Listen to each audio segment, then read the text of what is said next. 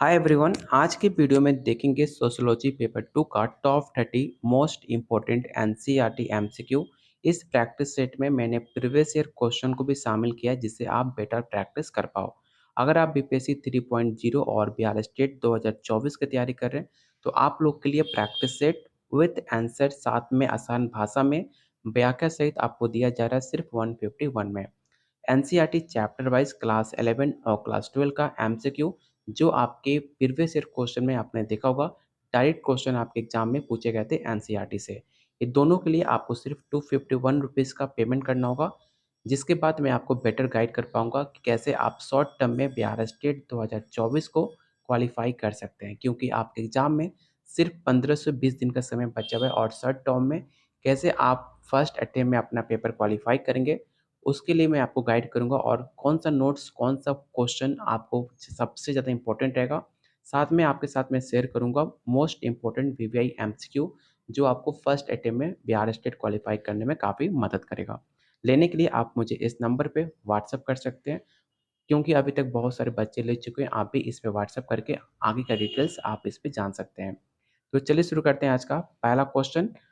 हर एक सवाल काफ़ी इम्पोर्टेंट है, तो आप हर सवाल को ज़रूर अटेम्प्ट करना और कोशिश कीजिएगा आंसर कमेंट बॉक्स में बताने का। जब आप आंसर कमेंट में बॉक्स में टाइप करते हो, तो मैं आपका आंसर को देखता भी हूँ और उसमें आपको बेटर गाइड भी कर पाऊँगा।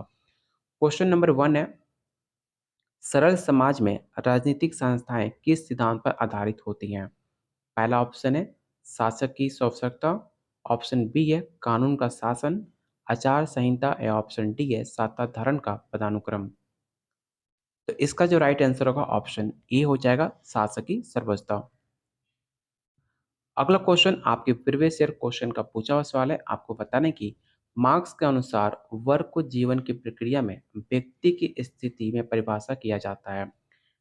पहला ऑप्शन है उपभोग, ऑप्शन बी है उत्पादन, ऑप्शन सी है वितरण या ऑप्शन डी है तकनीक विकास। तो इसका राइट आंसर ऑप्शन बी हो जाएगा, उत्पादन। क्वेश्चन नंबर थर्ड है, मार्क्स के संबंध में निम्नलिखित में कौन सा स्टेटमेंट सत्य है? आज के प्रैक्टिस सेट में मैंने क्वेश्चन थोड़ा मॉडरेट रखा है, क्योंकि हमने पहले का प्रैक्टिस सेट में क्वेश्चन इजी टू मॉडरेट रखा था, लेकिन मैंने इस प्रैक्टिस सेट में क्वेश्चन को थोड़ा सा मॉडरेट किया जिससे आप अपने एग्जाम के लिए और ज़्यादा बेटर प्रैक्टिस कर पाओ। क्वेश्चन नंबर थर्ड है, मार्क्स के संबंध में निम्नलिखित में कौन सा स्टेटमेंट आपका सही है? तो आपके पास 4 ऑप्शन है, आपको बताना है कि इन 4 ऑप्शन में कौन सा स्टेटमेंट सही है। तो याद रखिएगा, उत्पादन के संबंध में स्थिति उत्पादन के वर्ग का संकेत प्रदान करती है। इसका स्टेटमेंट ऑप्शन सी इसका राइट आंसर होगा। क्वेश्चन 4 आपको बताना है कि ये किसकी राय थी। यहाँ पर आपको एक स्टेटमेंट दिया गया है। स्टेटमेंट पढ़ने के बाद आपको ऑप्शन दिया जाएगा। आपको बताना है कि ये स्टेटमेंट किसके द्वारा दी गई थी। स्टेटमेंट क्या है कि ये समझने के लिए किशनगढ़ी के त्यौहार में सशक्तिकरण इतनी लंबी लाइन में इतनी छोटी दूरी तक क्यों पहुँचता है। सभ्यता की प्राथमिक या अंतर्जात प्रक्रिया की अवधारणा उपयोगी मार्गदर्शन प्रदान करती है। परिभाषा के अनुसार एक अंतर्जात सभ्यता वो है जिसकी महान परंपरा सार्वभौमिकरण प्रक्रिया से उत्पन्न होती है। आपको बताना है कि स्टेटमेंट किसके द्वारा दिया गया है। तो पहला ऑप्शन है मिल्टन सेगर, ऑप्शन बी है आल्स्कर लुइस, ऑप्शन सी है मैकिम मैरियट या ऑप्शन डी एसी दुवे। तो याद रखिएगा, इसका जो राइट आंसर होगा ऑप्शन सी होगा, मैकिम मैरियट द्वारा स्टेटमेंट दी गई थी जो काफ़ी ज़्यादा इंपॉर्टेंट है आपके एग्जाम के लिए। इसे बीपीआई क्वेश्चन आप जरूर टिक आउट कर लेना। क्वेश्चन नंबर 5 है, औद्योगिक क्रांति क्या है? तो आपने सोशियोलॉजी क्लास 12 चैप्टर 1 में आपने पढ़ा होगा। औद्योगिक क्रांति एक प्रक्रिया है जो परिवर्तन के एक पैटर्न को दर्शाता है, जो अतीत में हुआ और भविष्य में अन्य समाजों में दोहराए जाने की काफ़ी ज़्यादा संभावना मानी जाती है। तो इसका राइट आंसर ऑप्शन सी होगा। जैसा कि लोवी ने बताया कि निम्नलिखित में किसके पास समानती आधार पर संपत्ति थी। पहला ऑप्शन है दक्षिण अफ्रीका का जुलू, उत्तरी अमेरिका के होपी, युगांडा के दाओमी या ऑप्शन डी है मध्य भारत के गोंडा।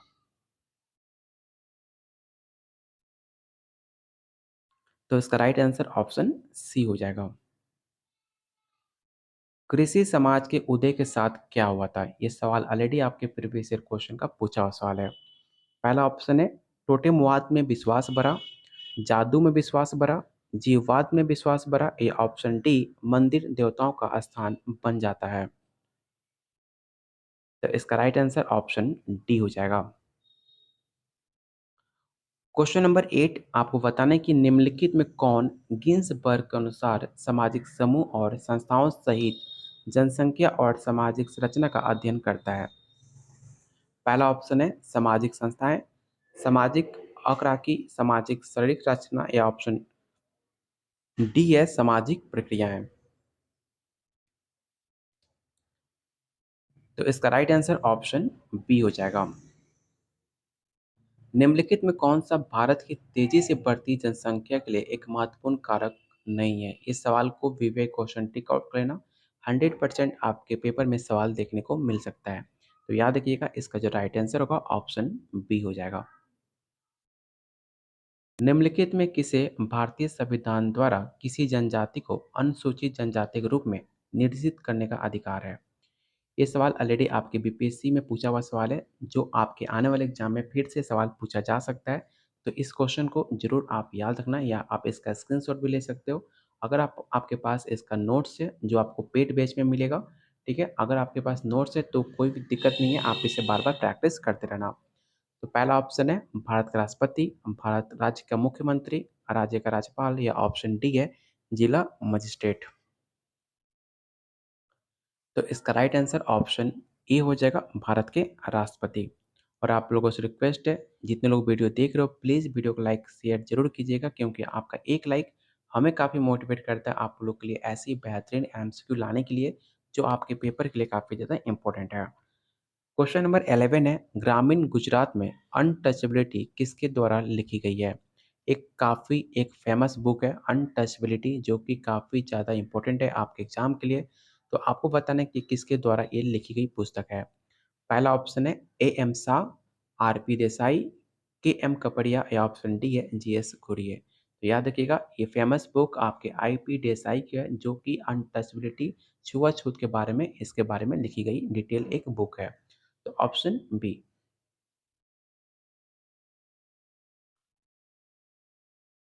क्वेश्चन नंबर 12 दुर्खिम ने समाज को निम्न भागों में वर्गीकृत किया है। पहला ऑप्शन है यांत्रिक और जैविक, गेमस्फाइट और गेसेलसॉफ्ट, साक्षर और निरक्षर या ऑप्शन डी है खुला और बंद।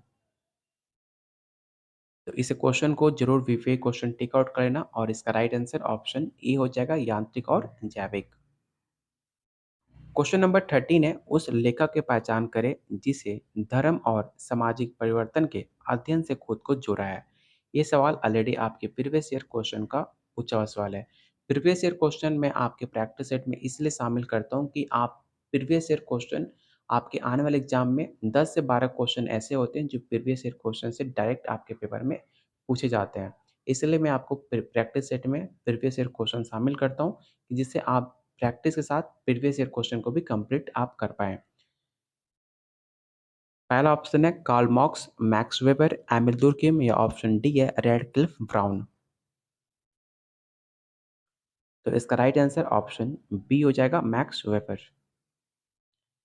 एक सप्ताह में चावल के एक बैग की कीमतें 350, 280, 340, 290, 320, 310 और 300 सीमा है। तो आपको बताना है इसका राइट आंसर क्या होगा। जब आप इसे फाइंड आउट करोगे तो इसका जो वैल्यू निकल के आएगी वो आएगी 70, ऑप्शन बी। क्वेश्चन नंबर 15 है 9 वस्तुओं के साथ मध्य 16 है, एक और मान जोड़ा गया, अब मध्य 17 हो गया, तो 10वीं वस्तु का नाम क्या है? ऐसे सवाल आपके बीपीएससी में देखने को मिले थे 1 से 2 सवाल, इसलिए मैंने इस सेम पैटर्न पे सवाल आपके एग्जाम के लिए रखा हुआ है। तो ठीक है, तो इसका जो राइट आंसर होगा ऑप्शन आपका सी निकल के आएगा 26। एक्चुअली ये क्वेश्चन काफ़ी आसान है, आपको मीन और मेडियन आपने पढ़ा होगा, उस पे आप वैल्यू रखकर आप इसे फाइंड आउट कर सकते हो। क्वेश्चन नंबर 16 है निम्नलिखित में कौन से दिए गए क्षेत्र की कुल प्रजनन दर के घटते क्रम में सही क्रम है? आपको बताना है कि जो कुल प्रजनन दर होता है उसके घटते क्रम को आपको बताना है कि इसका सही क्रम क्या हो जाएगा। तो याद रखिएगा इसका जो राइट आंसर होगा ऑप्शन बी होगा, दक्षिण एशिया, लैटिन अमेरिका, पूर्वी एशिया, प्रशांत देश या और लास्ट में आपका CIMS और बाल्टिक देश को सही क्रम है। तो ऑप्शन बी इसका राइट आंसर होगा। उत्तर भारत में ग्राम वहीं विभाग की व्यापकता निम्नलिखित में किस अत्यधिक परस्पर संबंधित कारक से उत्पन्न होती है? पहला ऑप्शन है जातिगत अंतर्विवाह, स्थानीय काल्पनिक रिश्तेदारी, संघीय संबंधी समूह का क्षेत्रीय स्त्रीकरण या ऑप्शन डी है गोत्र। तो आपको बताना है इसमें राइट आंसर क्या होगा। आपके पास कोड भी दिया गया है और आपको चुनना है कि इसका राइट आंसर क्या होगा।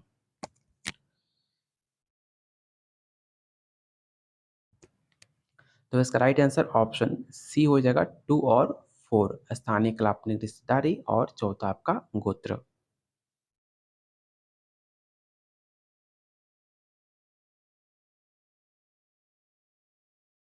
क्वेश्चन नंबर 18 थोड़ा-सा मुझे लगता है क्वेश्चन मिसप्रिंट है, क्योंकि क्वेश्चन में लिखा हुआ है निम्नलिखित में किसी स्थिति।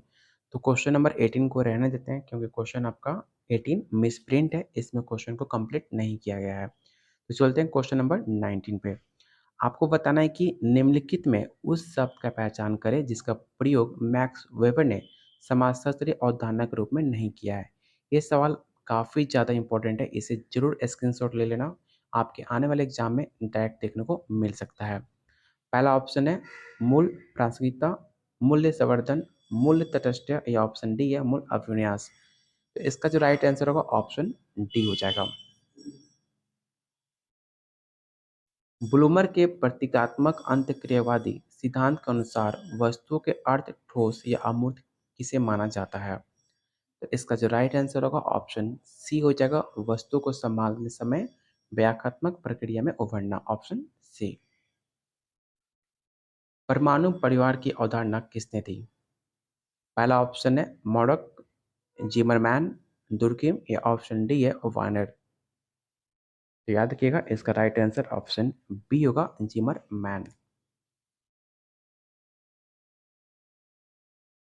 क्वेश्चन नंबर 22 है, निम्नलिखित में कौन सा धर्म का दोष नहीं है? काफ़ी सवाल इंपॉर्टेंट है, इसे ध्यान से बताइए सारे ऑप्शन को रीड करने के बाद कि इन चार ऑप्शन में कौन सा धर्म का दोष नहीं माना जाता।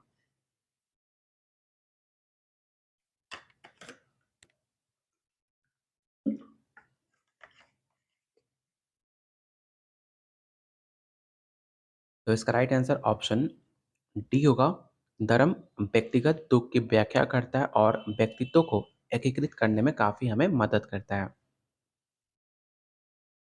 क्वेश्चन नंबर 23 आपको बताने की प्रतीकात्मक अंतःक्रियावाद वाक्यांश किसने करा था?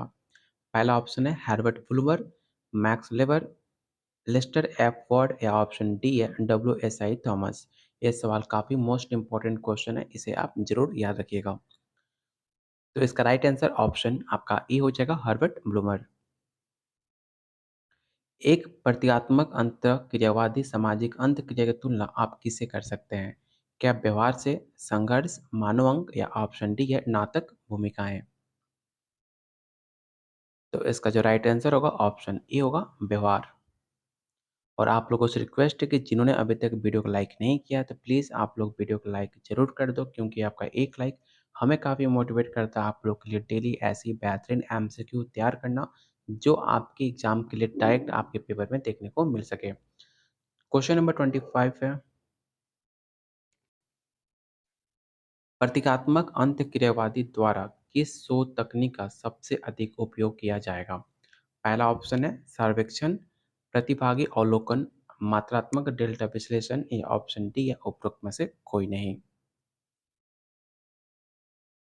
तो इसका जो राइट आंसर होगा ऑप्शन डी हो जाएगा, उपरोक्त में से कोई नहीं, क्योंकि जो इसका बिहार स्टेट का जो ऑफिशियल आंसर था ऑप्शन डी था। क्वेश्चन नंबर 26 आपको बताना है कि कैनेट और मेमी क्लार्क ने समाजशास्त्रीय शोध का उपयोग करके दिखाया कि पृथक्करण लाभकारी है या हानिकारक है या अवैध है या ऑप्शन डी इसका कोई महत्व नहीं है। तो याद रखिएगा कैनेट और मेमी क्लार्क एक काफ़ी ज़्यादा इम्पोर्टेंट, काफ़ी बड़े समाजशास्त्री हुआ करते थे, जिन्होंने शोध का एक प्रयोग किया था, जो कि पृथक्करण को दिखाया कि पृथक्करण जो भी है वो हानिकारक माना जाता है। तो ऑप्शन बी। समाजशास्त्र का अध्ययन करने से लोगों को डेटा का विश्लेषण करने में काफ़ी मदद मिलती है, क्योंकि वो सीखते हैं साक्षात्कार तकनीक, आंकड़े लागू करना, सिद्धांत उत्पन्न करना या ऑप्शन डी उपरोक्त में से सभी। तो इसका जो राइट आंसर होगा ऑप्शन डी होगा, उपरोक्त में से सभी। क्वेश्चन 28 आपको बताना है कि मनुष्य एक सामाजिक प्राणी है, मानव स्वभाव का प्रसिद्ध विश्लेषण है। ये स्टेटमेंट किसके द्वारा कहा गया था? ये काफ़ी एक फेमस स्टेटमेंट है और मैंने आपको कई बार बताते आया हूँ कि इस स्टेटमेंट से आपके प्रीवियस ईयर क्वेश्चन में 8 से 10 सवाल पूछे गए हैं और उम्मीद है कि आने वाले एग्जाम में भी आपकी स्टेटमेंट से सवाल देखने को मिलेगा। इसलिए आप इस क्वेश्चन को विवेक क्वेश्चन टिक आउट करना और याद रखना, ये जो काफ़ी फेमस स्टेटमेंट है आपके अरस्तू द्वारा दी गई थी। सामाजिक विज्ञानों में सबसे नया विज्ञान किसे माना जाता है? तो काफ़ी मोस्ट इम्पोर्टेंट क्वेश्चन, याद रखिएगा समाजशास्त्र को माना जाता है। और आज का लास्ट और काफ़ी मोस्ट इम्पोर्टेंट क्वेश्चन आपको बताना है कि पहला पश्चिमी दार्शनिक जिसने समाज का व्यवस्थित अध्ययन किया और जिसे इतिहास का समाजशास्त्री कहा जाता है, उसे हम कौन था? क्या उसे प्लेटो कहते हैं, सुकरात थे, थॉमस एक्विनास थे या ऑप्शन डी कॉम्टे? तो याद रखिएगा, इस सवाल को मुझे कहने की ज़रूरत नहीं है कि कितना इम्पोर्टेंट है। बस आप इतना समझ लो कि ऐसा कोई स्टेट का पेपर नहीं होगा जो ये सवाल आपको देखने को ना मिले। तो इसका राइट आंसर ऑप्शन आपका डी हो जाएगा। तो ये रहा आज का top 30 most important NCERT MCQ जो आपके सोशियोलॉजी पेपर 2 के लिए काफ़ी ज़्यादा इम्पोर्टेंट है और मेरा उम्मीद है कि इस प्रैक्टिस सेट से 3 से 4 सवाल आपके पेपर में डायरेक्ट क्वेश्चन देखने को मिलेगा। तो प्लीज़ वीडियो को लाइक और शेयर ज़रूर करना अगर आप चाहते हो ऐसी बेहतरीन एमसीक्यू का पेड नोट्स लेना जिसके अंदर आपको 251 के अंदर आपको प्रैक्टिस सेट, जिसे आप जितना प्रैक्टिस करते हो आपके अंदर एक कॉन्फिडेंट बिल्ड होगा और आप एग्जाम में बेटर मार्क्स ला पाओगे। साथ में एनसीईआरटी मुझे कहने की ज़रूरत नहीं है, अगर आप जाकर प्रीवियस ईयर क्वेश्चन उठा कर देख लो कितना क्वेश्चन उसमें डायरेक्ट एनसीईआरटी से पूछे गए हैं। साथ में मैं आपको जितने भी इंपॉर्टेंट एमसीक्यू है जो आपके पेपर स्टेट को क्वालिफाई करने में काफ़ी मदद करेगा, वो सब कुछ मिलेगा सिर्फ 251 में। साथ में मैं आपको गाइड भी करूँगा कैसे आप पेपर अपना फर्स्ट अटेम्प्ट में क्लियर कर सकते हो। तो लेने के लिए आप मुझे इस नंबर पे व्हाट्सएप कर सकते हैं, बाकी डिटेल्स आपको यहाँ पर शेयर कर दी जाएगी। तो बस वीडियो को लाइक और शेयर ज़रूर करना और कीप वॉचिंग, कीप शेयरिंग।